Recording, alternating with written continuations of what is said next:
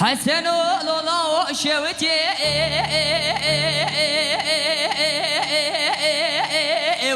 قولي بشوتي جدلي منو ترى تشيريني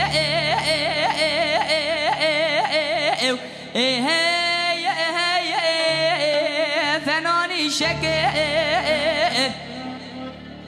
سبب مدي خورتو بنده مالا محمود بگه لدر دیوانه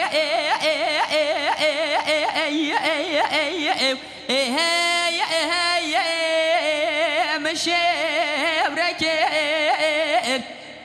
مدی بکریه آقای بسه دنگا باده کرد گو حسن و لولا مسند خواری تجاری ترکا شوتیه گل ناکم حیانی فرمانا مرانه کن جشام و حلب جه انقره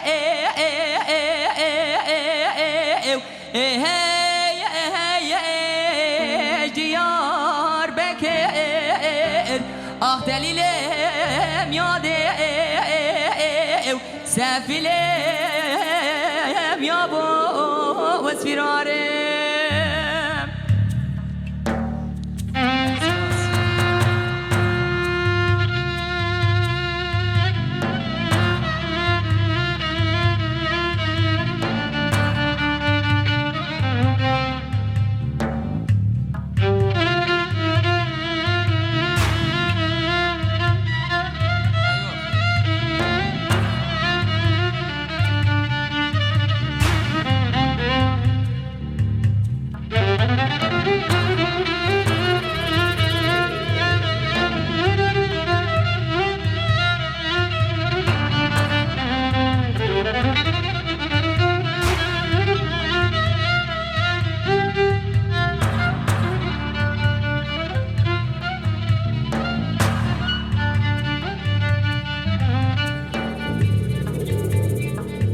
حسن لولا شوتي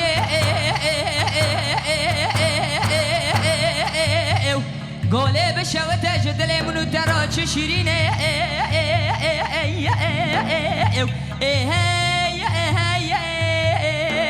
خوزيرانه سبب مدي خورتو بنده مالا محمود بگه لدر دیوانه